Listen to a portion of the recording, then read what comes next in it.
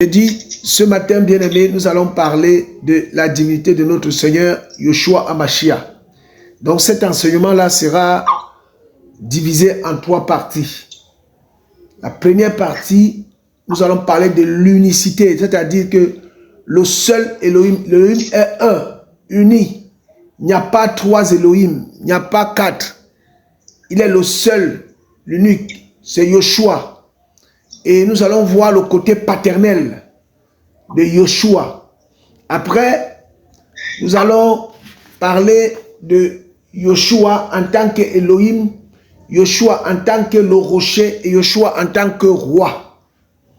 Et la dernière partie sera Yeshua ou Jésus-Christ en tant qu'Elohim et homme. Donc, nous allons commencer par la première partie pour dire qu'il n'y a qu'un seul Elohim. Le côté paternel, il n'y a qu'un seul Elohim. Et là, nous sommes directement dans le livre de Deutéronome, chapitre 6. Et nous allons lire à partir du verset 4 à 5. Je vais faire la lecture.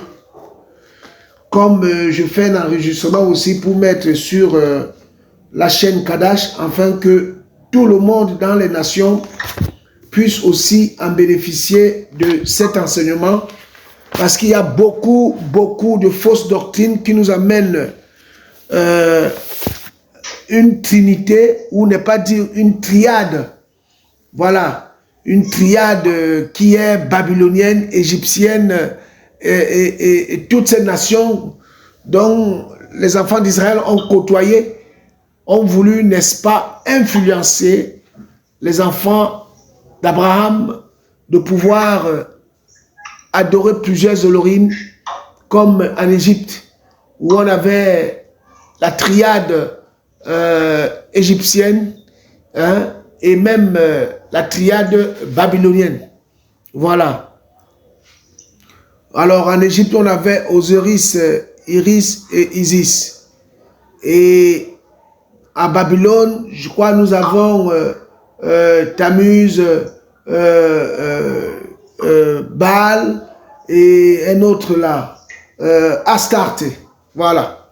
Donc ça, c'était la triade. Même la triade hindoue, nous avons Vishnu, Shiva et le troisième là. Voilà, Vishnu, hindou, Shiva. Voilà. Voilà, c'est eux. Donc, nous prenons le livre de Deutéronome, chapitre 6, à partir du verset 4. Je lis la parole du Seigneur. On pourra même prendre à partir du premier verset.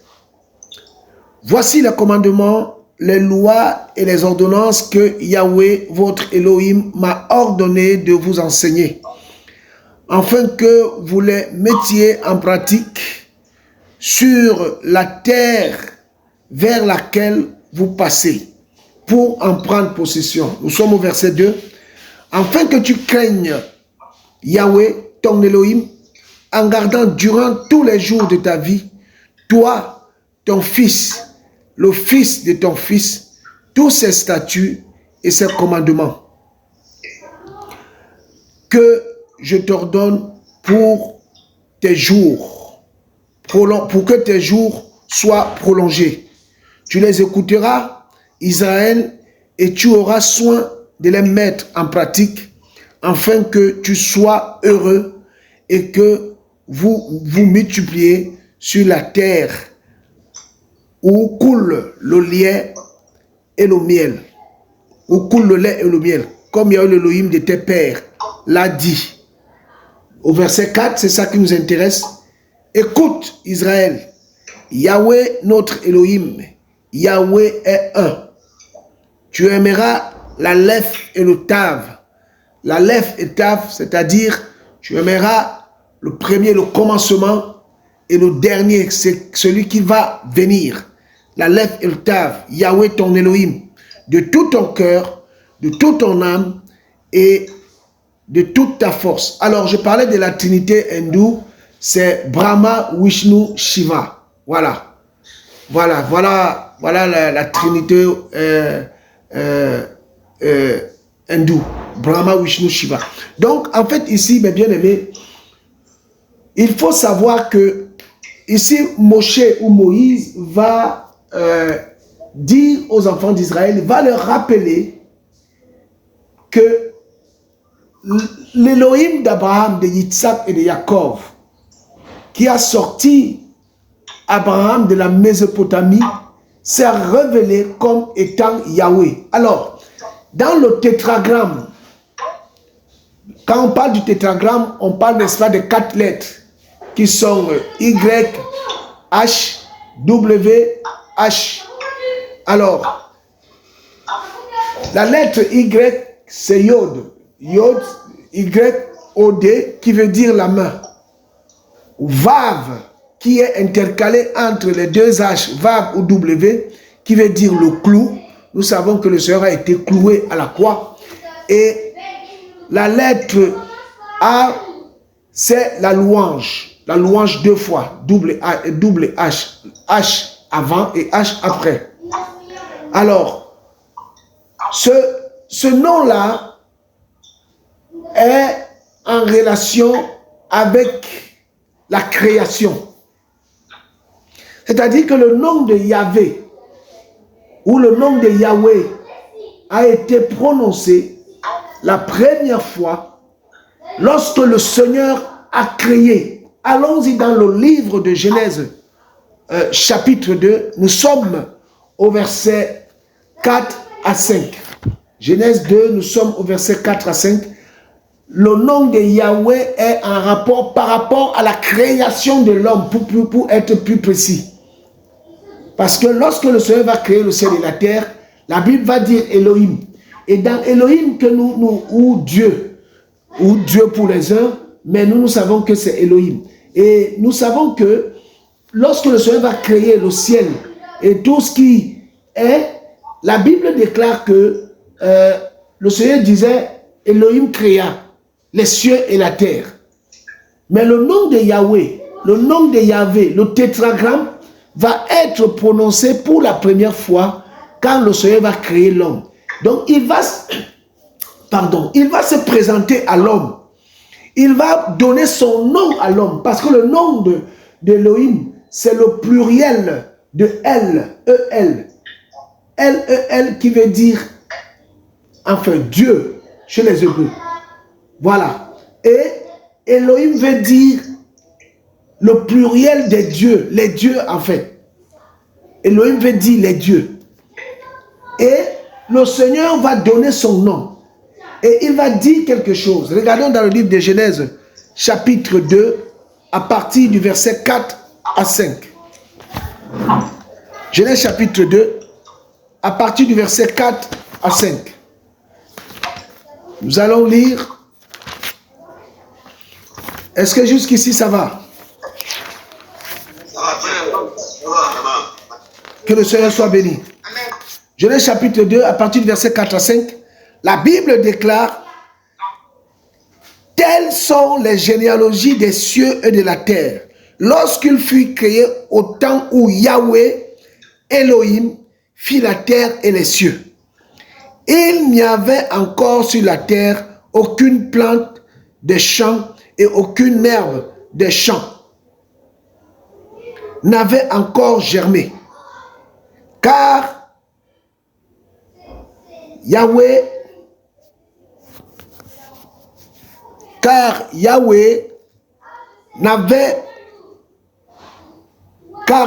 Elohim n'avait pas fait pleuvoir sur la terre et il n'y avait pas d'être humain pour travailler le sol.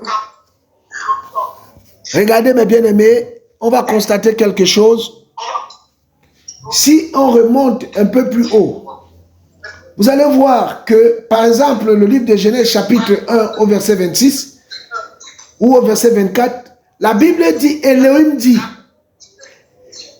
Et quand on prend le verset 26, on dit toujours Elohim dit. Mais par rapport à la création, de l'homme, au verset 7 de Genèse 2, la Bible dit Yahweh Elohim. Donc nous voyons que le Seigneur va se présenter à l'homme. Alors, je vais m'expliquer. C'est-à-dire que quand on cultive un champ et que nous sommes en train de labourer notre champ et que survint un animal, par exemple, sauvage qui sort de nulle part, on va chercher à le tuer ou à le chasser. Jamais on va avoir un échange avec un animal. Mais quand le Seigneur a créé l'homme, c'est donc qu'il est écrit qu'il a créé l'homme à son image, selon sa ressemblance. Donc il a créé un être humain avec qui il devait avoir des rapports d'échange, de dialogue. Donc il se devait donc de pouvoir lui dire qui il était. Et c'est pourquoi donc la Bible commence ici au verset 7 en disant Yahweh Elohim. Alléluia. Donc, c'est la première, excusez-moi, ne bougez pas s'il vous plaît mes frères, j'ai quelque chose à régler vite fait et je vous reviens. Donc, je disais donc mes frères que le Seigneur, il va créer l'homme et il va se présenter. Il va dire à l'homme que c'est lui son créateur et qu'il l'a créé selon sa ressemblance. Alléluia. Donc le Seigneur va se présenter à l'homme. Et le premier nom que le Seigneur va donner à l'homme, c'est le nom de Yahweh. Et si nous prenons le livre de Ésaïe au chapitre 42, Ésaïe chapitre 42, nous sommes au verset 8. Nous sommes au verset 8. Que dit la Bible? Je suis Yahweh, c'est là mon nom. Et je ne donnerai pas ma gloire à un autre, ni ma louange aux images gravées ou taillées. Donc le Seigneur dit que il est Yahweh. Il dit c'est là son nom. Quand on dit oh Dieu, Dieu, Dieu, Dieu, oui, Paul dira que plusieurs se disent des dieux ou des Elohim. Mais pour nous, nous savons qu'il y en a un seul. Alléluia. Et l'unicité, c'est-à-dire que le principe d'Elohim unique n'est que chez les Hébreux. C'est-à-dire que c'est nous les chrétiens qui croyons à un Elohim unique, pas à trois Elohim en un. Nous parlons d'un seul Elohim. Regardez ce que Paul dit dans le livre, on va revenir encore, ce que Paul dit dans le livre de 1 Corinthiens. Nous sommes au livre de 1 Corinthiens, chapitre 8. 1 Corinthiens, chapitre 8. Et nous sommes au verset 5 à 6. Je lis la parole. 1 Corinthiens 8, de 5 à 6. La Bible déclare: car même s'il est vrai qu'il y a des êtres qu'on appelle Elohim, soit dans le ciel, soit sur la terre, comme en effet il y a beaucoup d'Elohim et beaucoup de seigneurs. Au verset 6. Mais pour nous, il n'y a qu'un seul Elohim, le Père de qui viennent toutes choses. Et nous sommes pour lui et un seul Seigneur, Yoshua Mashiach, par le moyen duquel nous sommes toutes choses. Et nous sommes toutes choses et nous par son moyen. Mais il continue au verset 7. Il dit que cette connaissance-là, mais cette connaissance n'est pas en tous. Donc tout le monde n'a pas cette connaissance. Regardez encore dans le livre d'Exode. On va revenir en arrière dans le livre d'Exode chapitre 3 au verset 14. Regardez l'échange qu'il y a eu entre Moshe ou Moïse et le Seigneur. Nous parlons ce matin de la divinité de Yeshua Mashiach, mais nous parlons d'abord le caractère, l'aspect en tant que Père, l'aspect en tant que Créateur, l'aspect en tant que El Elyon, l'aspect en tant que El Shaddai, l'aspect en tant que Adonai. Voilà. Donc nous allons, par la grâce du Seigneur, aller doucement, doucement à la lumière de la parole pour pouvoir décrire c'est qui Yeshua. Qui est cet homme qui est mort à la croix? Exode chapitre 3. Nous sommes au verset 14. Exode 3. Nous sommes au verset 14. Je lis la parole du Seigneur. Je commence au verset 13. Moshe dit à Elohim, voici quand j'irai vers les fils d'Israël et que je les aurai dit, l'Elohim de vos pères m'a envoyé vers vous. S'ils me disent alors, quel est son nom? Que leur dirai-je? Elohim dit à Moshe, je suis qui je serai. Alléluia. Frère, la Bible dit que dans d'autres traductions, on dit je suis celui qui est. Mais la vraie tradition dit, le Seigneur dit je suis qui je serai. Il dit aussi, tu parleras ainsi aux fils d'Israël. Je suis m'a envoyé vers vous. Alléluia. Écoutons, frère, la différence ici entre je suis qui je serai et je suis. Frère, sœur, quand le Seigneur dit je suis qui je serai, il parle, lui, à cette époque, en tant que Père, en tant que l'Élohim créateur. Et en même temps, il se projette vers le futur en disant, c'est-à-dire je me manifesterai en la personne de Yeshua. Donc, pour les initiés, on peut m'arrêter l'enseignement là.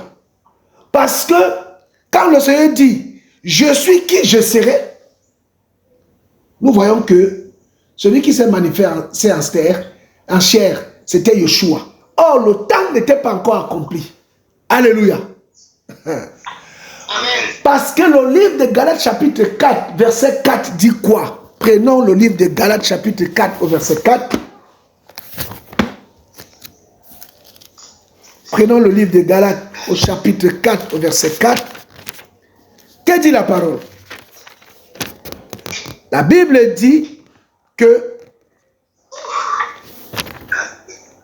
mais lorsque l'accomplissement du temps est venu, Elohim a envoyé son fils, venu d'une femme, venu sous la loi, afin qu'il rachète ceux qui étaient sous la Torah, afin que nous recevions l'adoption. Alléluia. Donc, nous comprenons que lorsque le Seigneur va dire à Moshe que je suis qui je serai, le temps n'était pas encore accompli.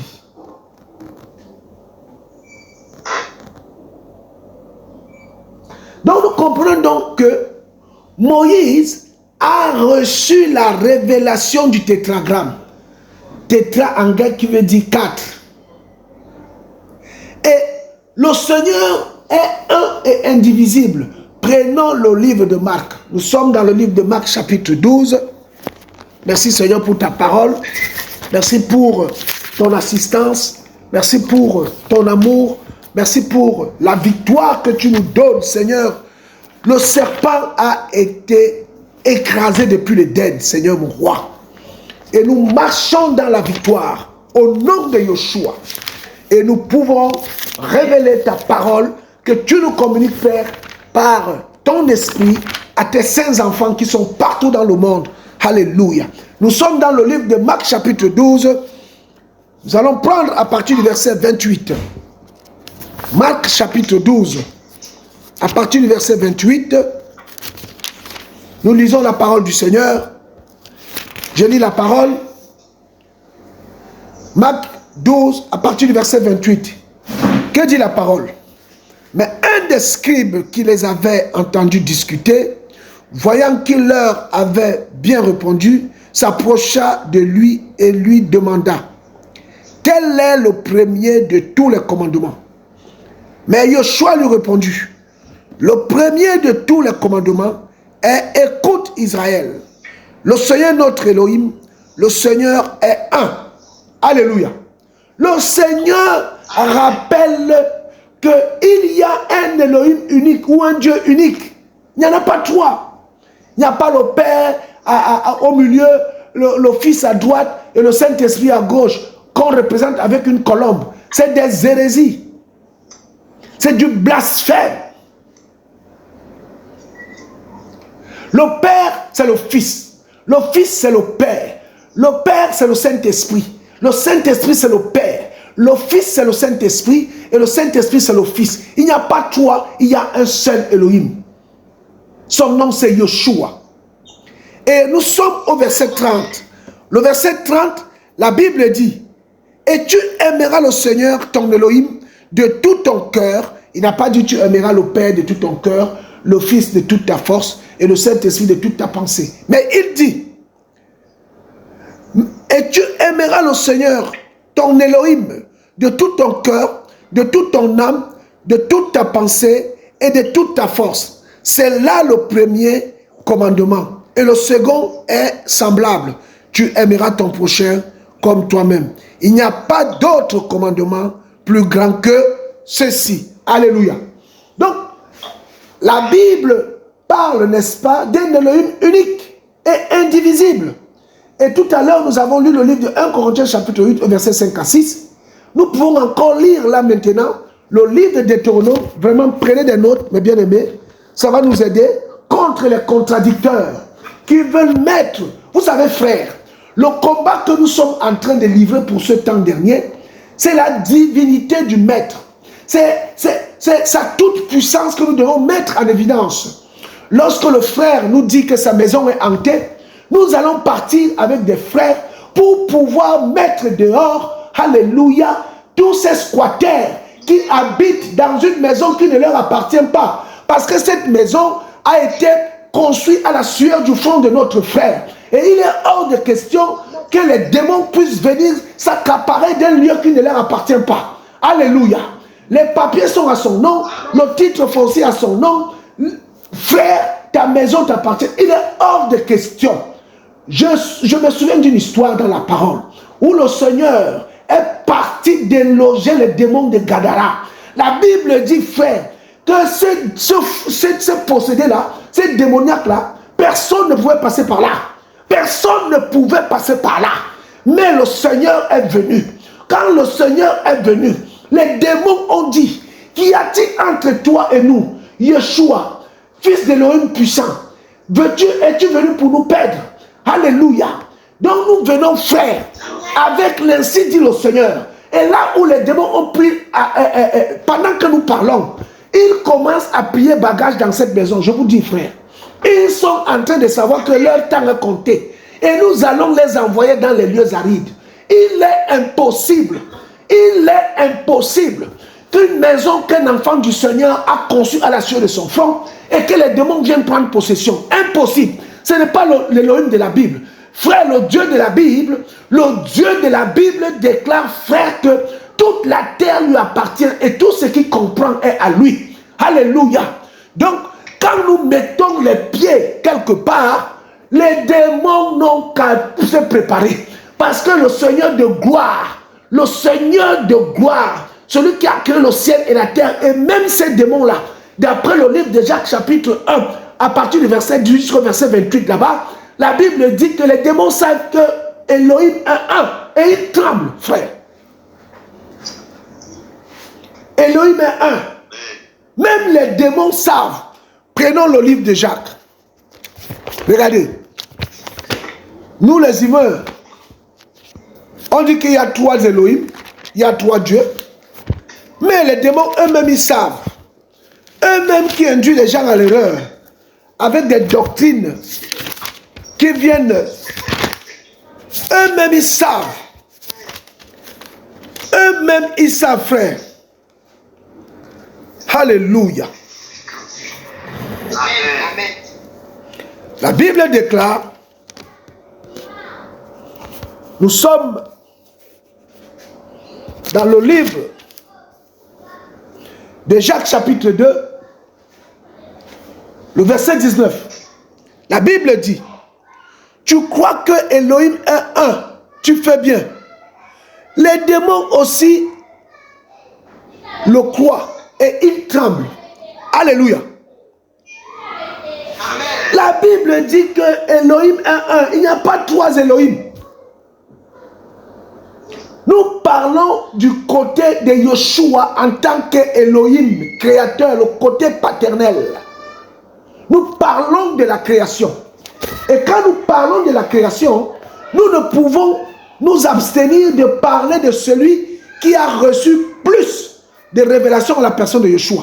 Mais avant de lire Ésaïe chapitre 43, nous allons d'abord prendre le livre de Deutéronome au chapitre 32, le verset 39.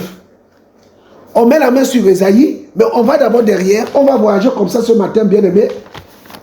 C'est un enseignement qui nous donne la victoire. C'est un enseignement qui nous donne l'assurance. Frères, sœurs, j'ai fini de méditer la parole cette nuit. Je suis parti me coucher. J'ai beaucoup pleuré devant le Seigneur. Je suis parti me coucher, mes frères. Et pendant que je dors, le Seigneur me donne une vision. Je vois le serpent qui me regarde au travers de la porte. Je vois un cobra. Je vois un cobra, frère, qui est là, qui me regarde. Le Seigneur m'a donné Genèse chapitre 4. Là où vous pouvez dire à Adam, le péché se couche devant ta porte. Or, qui est le péché? C'est le diable. Alléluia. Mais nous avons la victoire. Nous ne craignons rien. Parce que le Seigneur est victorieux. Frère, j'ai commencé à prier. Et je me voyais grandir pendant que je priais. À tel point que j'étais devenu colosse. Au nom de Yeshua. Nous sommes dans le livre de Deutéronome. Le livre de Deutéronome, nous sommes au chapitre 32. Nous allons lire le verset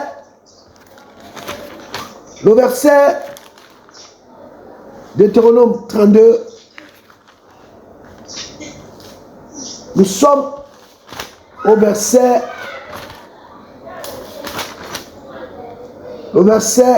39. Je lis la parole.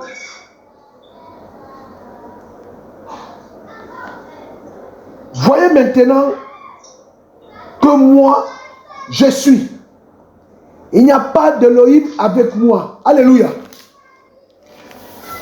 Le Seigneur dit qu'à côté de lui, il n'y a pas de fils. On dit qu'il est aussi Dieu. Il dit, voyez, maintenant que moi, je suis, il n'y a pas d'autre Elohim avec moi. Et il dit encore, je fais mourir et je fais vivre. Je blesse et je guéris. Il n'y a personne qui délivre de ma main. Alléluia. Frères, sœurs, je vais attaquer l'esprit catholique. Je n'attaque pas les catholiques, mais j'attaque l'esprit catholique. Parce que nos frères et sœurs qui sont dans cette synagogue-là, ils ont aussi besoin des éclairages. Le Seigneur dit qu'il blesse et il guérit. Il dit que personne ne peut délivrer de sa main. Quand on prie Marie, Marie qui est morte et qui attend la résurrection pour rentrer dans le millénium avec nous, l'enlèvement de l'église pour aller aux noces, frère, le Seigneur dit que il n'y a point d'Elohim à côté de lui. Donc nous devons inviter toutes ces personnes qui prient Marie à plier boutique et à dire qu'ils font fausse route parce qu'ils vont faire faillite bientôt. Lorsque le Seigneur de gloire se manifestera. Alléluia. Amen. Frère, le Seigneur dit, voyez maintenant que moi, je suis, et il n'y a pas d'Élohim avec moi. Oh Seigneur, c'est compliqué. Et si on prend le livre d'Ésaïe, au chapitre 43, comme je l'ai dit tout à l'heure, nous allons voir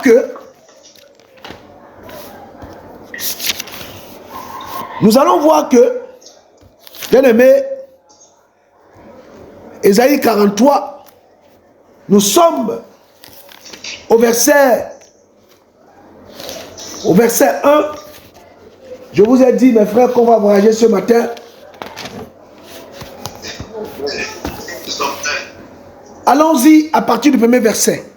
La Bible déclare, Ésaïe 43, à partir du premier verset, on va lire jusqu'au verset 13. La Bible déclare, mais maintenant, ainsi parle Yahweh qui t'a créé, Jacob, celui qui t'a formé, Israël. N'aie pas peur, car je te rachète. Je t'appelle par ton nom. Tu es à moi. Si tu passes par les eaux, je serai avec toi. Et les fleuves, ils ne te submergeront pas. Si tu marches dans le feu, tu ne seras pas brûlé. Et la flamme ne t'embrasera pas. Car je suis Yahweh, ton Elohim, le Saint d'Israël, ton Sauveur. Alléluia. Amen. Alors, dites-moi qui on appelle dans la Bible notre Sauveur. Ce n'est pas Yeshua. Jésus est sauveur. Jésus est notre sauveur. Yeshua est notre sauveur. Alléluia. Amen. Alléluia. Oh Yeshua. Il dit, je suis ton sauveur. Et il continue. Je suis ton sauveur. Et il continue, mes bien-aimés. Je donne l'Égypte à ta place, l'Éthiopie et Séba à ta place. Parce que tu es précieux à mes yeux. Alléluia. Amen. Maintenant, si nous prenons le verset 14, qu'est-ce qu'il dit? On va prendre à partir du verset 11. Je suis Yahweh. En dehors de moi, il n'y a pas de sauveur. Donc, si Yeshua n'est pas sauveur, ça veut dire qu'il n'est pas Elohim. Et s'il est sauveur, alors, ça veut dire qu'il est Elohim. Amen ou pas? Amen. Regardez, frère. Oh, Seigneur. Prenons le verset 14. La Bible déclare, ainsi parle Yahweh, votre qui?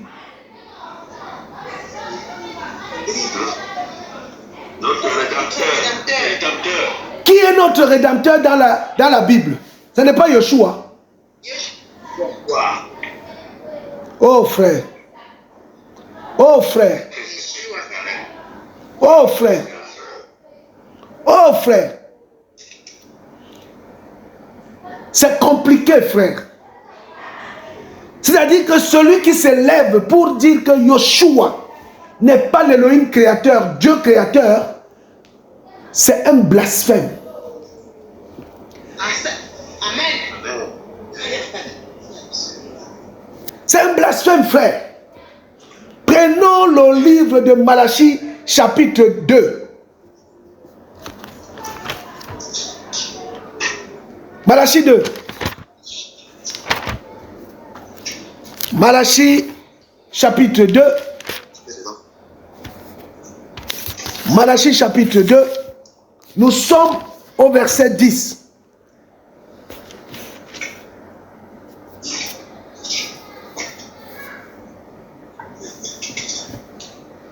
Que dit la Bible? N'avons-nous pas tous un seul Père? Et n'est-ce pas un seul Elle qui nous a créés? Pourquoi nous trahissons-nous chacun de son frère en profanant l'alliance de nos pères. Les Hébreux savaient qu'il n'y avait qu'un seul Elohim et qui les a créés. Prenons le livre de 1 Timothée bien-aimé au chapitre 2. Ouais, ça sort, il y a beaucoup de versets qui sortent. Prenez les notes, mes bien-aimés, ça va nous aider à méditer. Nous sommes dans le livre de 1 Timothée chapitre 2. 1 Timothée chapitre 2. Nous sommes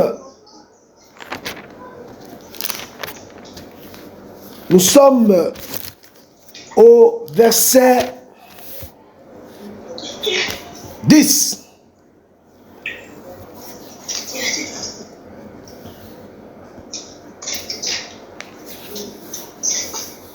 Alléluia. La Bible déclare: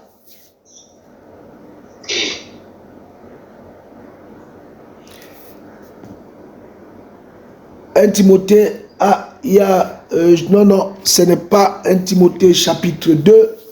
Prenons d'abord le livre de Éphésiens. Prenons d'abord le livre de Éphésiens, chapitre 4, verset 1 à 6. Prenons d'abord Éphésiens. Ouais.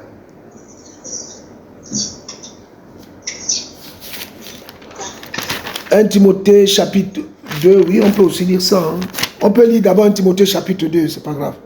On peut lire 1 Timothée chapitre 2 à partir du verset 5. À partir du verset 5. 1 Timothée 2, 5. La Bible déclare,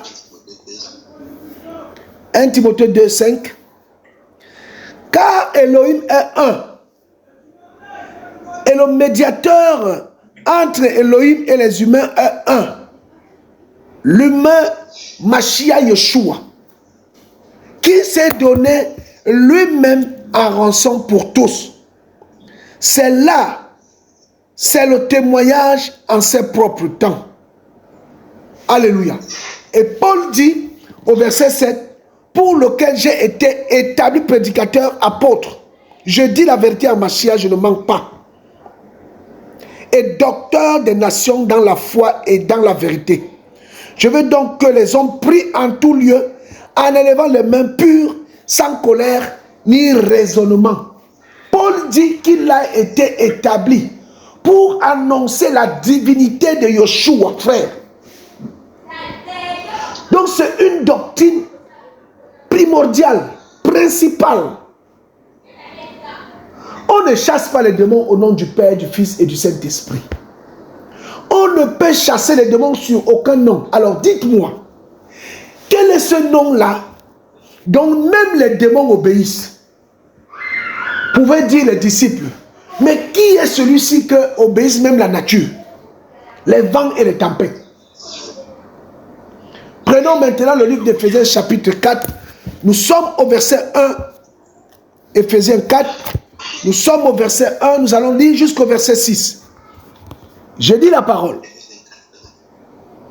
Éphésiens 4, du verset 1 au verset 6. La Bible dit: je vous prie donc, moi, le prisonnier dans le Seigneur, à marcher d'une manière digne de la vocation à laquelle vous avez été appelés, avec toute humilité et douceur, avec patience, vous supportant les uns les autres, dans l'amour, vous efforçant de garder l'unité de l'esprit dans les liens de la paix. Et Paul dit maintenant, il y a un seul corps, un seul esprit, comme aussi vous avez été appelés à une seule espérance par votre vocation. Il dit qu'il y a un seul Seigneur, une seule foi et un seul baptême, un seul Elohim, qui Elohim est Père de tous, qui est au-dessus de tout, parmi tout et en vous tous. Alléluia. Amen. Frère, la Bible déclare qu'il n'y a pas un seul Fils et un seul Père. Il dit qu'il y a un seul Père, un seul Seigneur.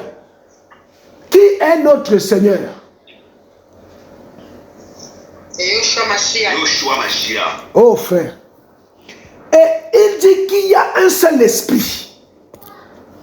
Alors, bien aimé, les choses que nous partageons ce matin, ce sont des choses compliquées. Nous allons voir que le Saint-Esprit est l'esprit de Yoshua. Prenons le livre des Actes. Prenons le livre des Actes.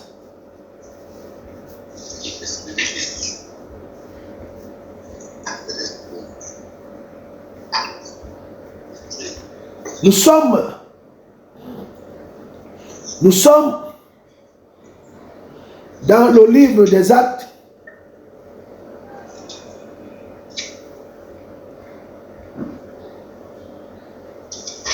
Actes.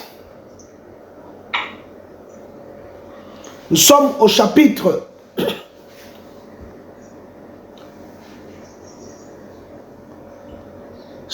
16.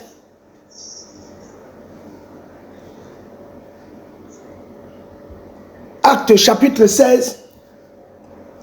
Nous allons prendre. Regardez bien frère. Acte 16.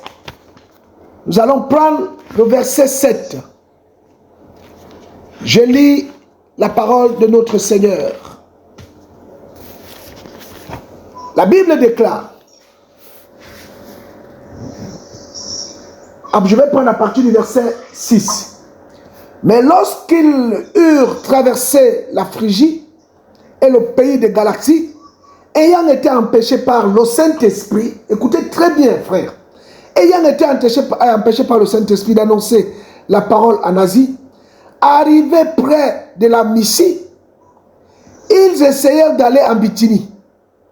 Mais l'esprit de Yoshua, alléluia. Amen. Donc la Bible nous dit que le Saint-Esprit c'est l'esprit de Yoshua. C'est écrit ou pas?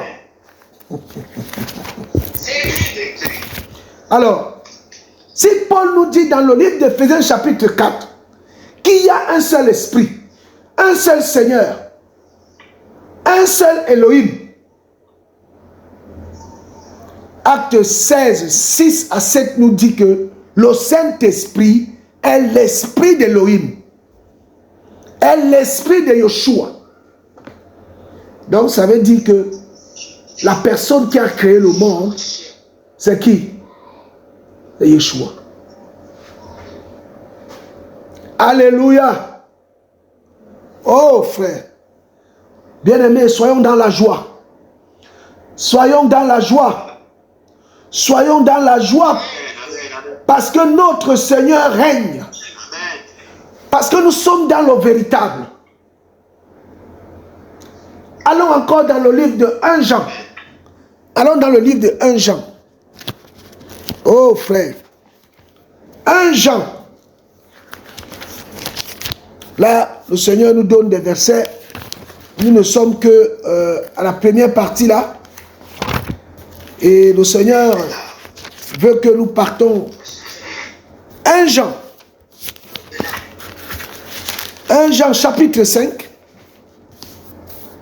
Nous sommes au verset 20. La Bible dit, mais nous savons que le Fils d'Élohim est venu et il nous a donné l'intelligence pour connaître le véritable.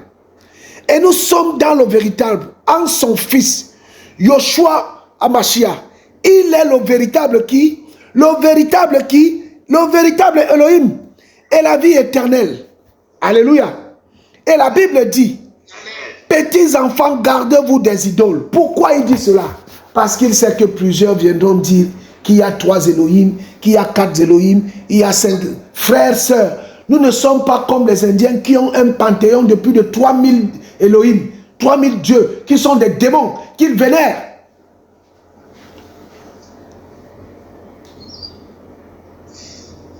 Prenons encore le livre de Jean, chapitre 17, au verset 3.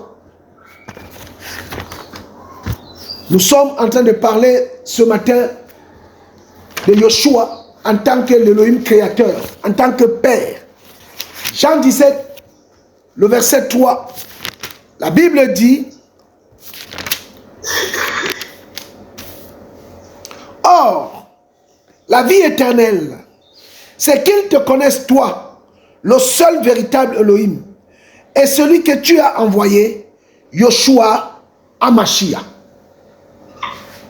Yoshua dit: il faut que les disciples et le monde entier, qu'ils connaissent l'Elohim par le biais de celui qu'il a envoyé.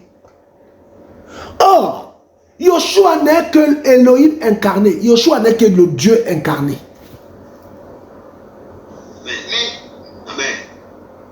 C'est pourquoi les chrétiens ne croient pas à la réincarnation, mais le chrétien croit à l'incarnation d'Elohim créateur, de Dieu créateur en Yoshua Hamashiach. Toute la Bible nous parle qu'il y a un seul Elohim et qui a tout créé. Oh mes bien-aimés, soyons dans la joie et soyons dans la paix. L'assurance que nous avons, un Elohim. Regardez, prenons le livre de Zacharie chapitre 14. À partir du verset 1 jusqu'au verset 7. On va encore comprendre quelque chose. Zacharie 14. Zacharie 14. Nous sommes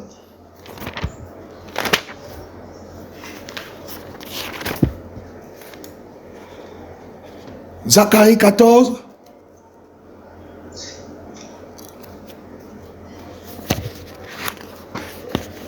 Nous sommes au verset 1. Qui a trouvé? Tu peux lire? Celui qui a trouvé peut lire.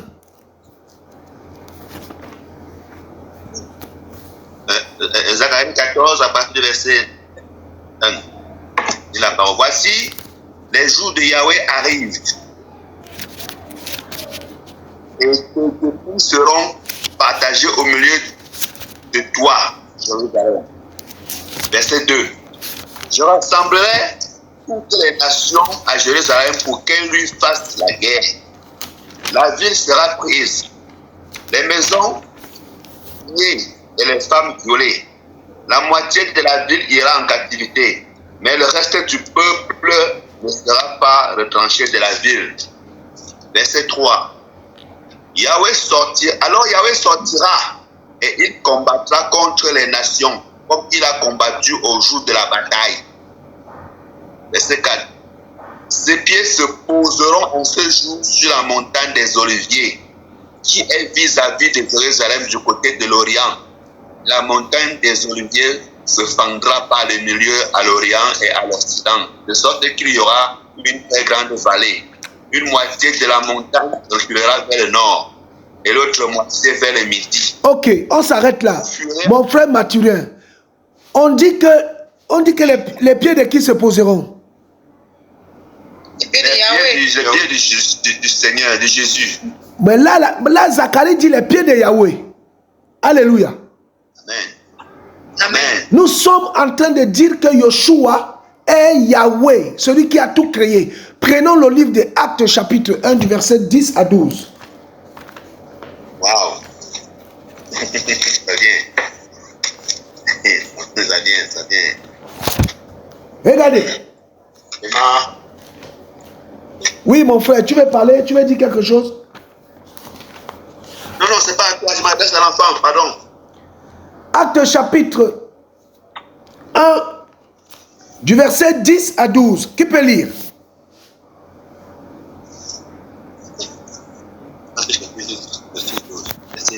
Acte chapitre 1. Amen. Je lis la parole de Dieu. Amen. Amen.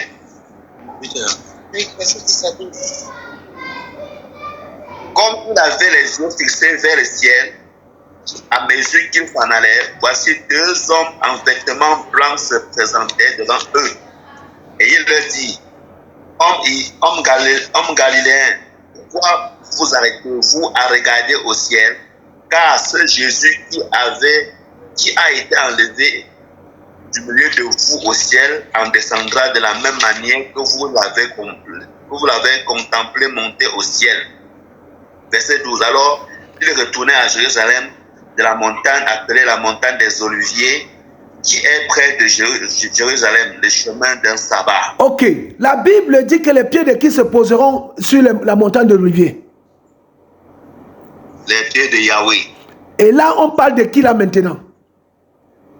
On parle de Jésus. Alléluia. Frère, alors, si Yoshua n'est pas Yahweh, celui qui a tout créé, bien aimé, nous sommes en train de perdre notre temps et nous sommes les hommes les plus malheureux de la terre.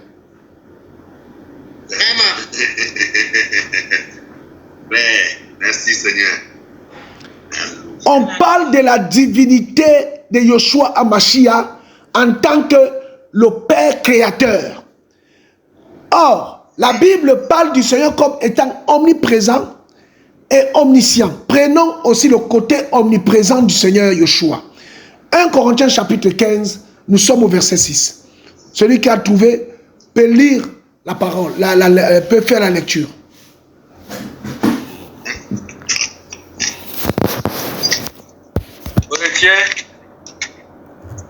Corinthiens 15. Le verset 6. Amen. Puis, depuis qu'il a été vu par plus de 500 frères à la fois, donc plus restent encore vivants et quelques-uns sont morts. Ok. On dit que... Il est apparu. Oui, vas-y, mon frère.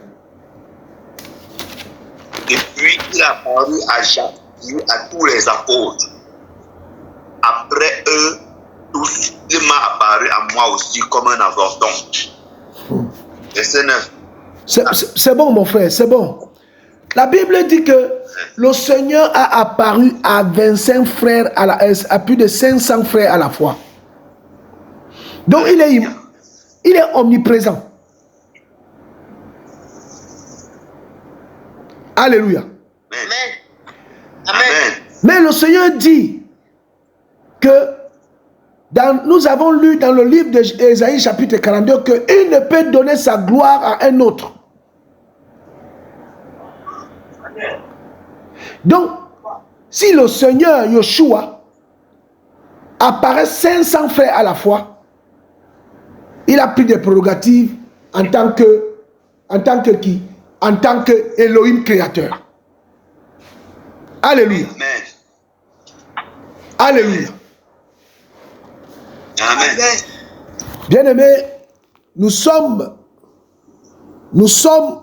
en train de montrer la divinité de notre Maître. Donc, la Bible déclare que le Seigneur a apparu à 500 frères à la fois. Prenons encore un autre passage dans le livre de Matthieu chapitre 28. Nous sommes au verset 19 à 20. Nous parlons de l'omniprésence maintenant.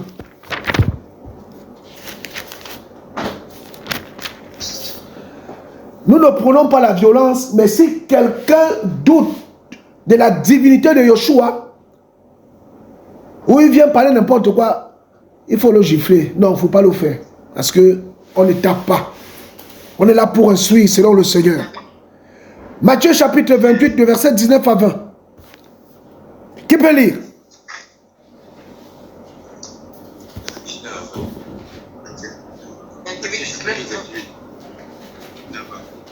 « 19 à 20.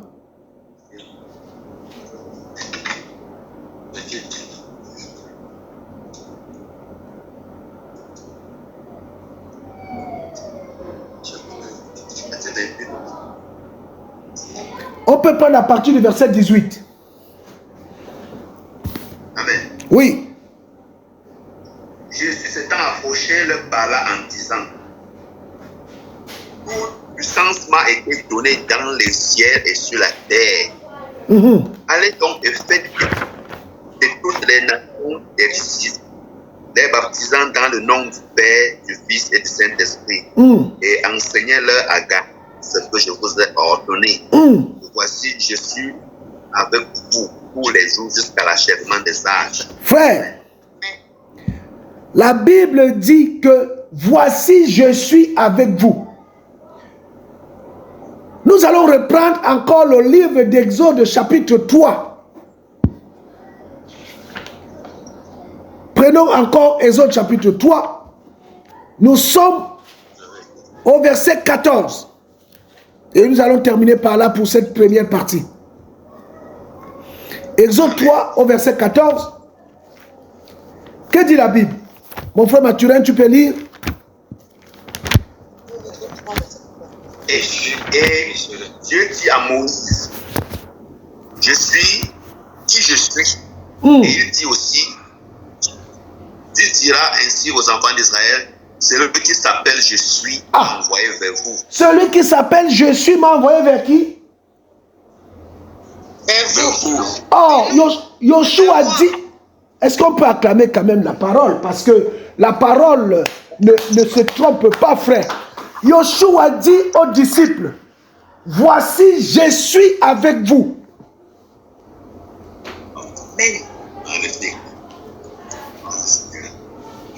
Il n'a pas dit l'Esprit du Père sera avec vous. Il n'a pas dit le Saint-Esprit sera avec vous. Il n'a pas dit que Elohim sera avec vous. Mais il dit, moi, Yeshua, d'après le livre de Actes chapitre 16 au verset 6 à 7. Parce qu'il est le Saint-Esprit, il est le Père et il est le Fils. Alléluia. Voilà pourquoi, bien-aimés, en ce temps de la fin, tous ceux et celles qui auront la révélation, qui auront compris, qui auront saisi, qui auront assimilé, qui auront accepté, qui auront, n'est-ce pas, dit et confessé de leur cœur et de leur bouche que Yeshua est le Elohim véritable, le Dieu véritable, cela devient automatiquement dangereux. C'est des hommes et des femmes que le Kungang ne peut nuire. Ils te feront la guerre, mais ils ne te vaincront pas.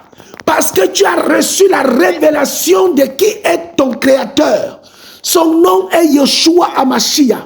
Ce matin, frère, Yeshua a existé avant le Kungang.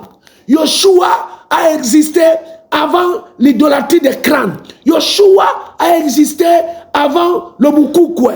Yeshua a existé avant le Nkouk chez les Bassars. Yeshua a existé avant le Hongo chez les Bassars. Yeshua a existé avant le Ngondo. Frères, sœurs, nous avons un Elohim qui a tout créé. La Bible déclare dans le livre de Jacques chapitre 2, nous l'avons lu à partir du verset 21, les démons savent qu'il est un et ils tremblent. Amen. Mais bien aimés, nous sommes dans un temps de confrontation. Nous sommes dans un temps de confrontation. De la même manière que Élie a été défié sur le Carmel. Les 450 faux prophètes de Jézabel et les 400 faux prophètes d'Akab sur le Carmel pour leur montrer que Elohim, Yeshua HaMashiach est le véritable. Prenons courage, frères. Gardons la foi. Car le Seigneur règne. Et il est fidèle. Et nous ferons la guerre. Mais nous ne nous vaincrons pas.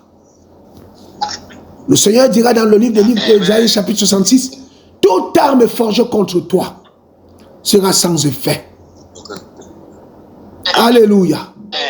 Alléluia. Seigneur, nous te rendons toute la gloire. Nous te rendons toute la gloire, Seigneur. Au nom de Yeshua. Alléluia. C'est bon. Amen. Amen. Oh, nous sommes contents ce matin. Nous sommes bénis. Nous sommes bénis. Voilà mes frères, ce que le Seigneur nous a permis, m'a mis à cœur ce matin.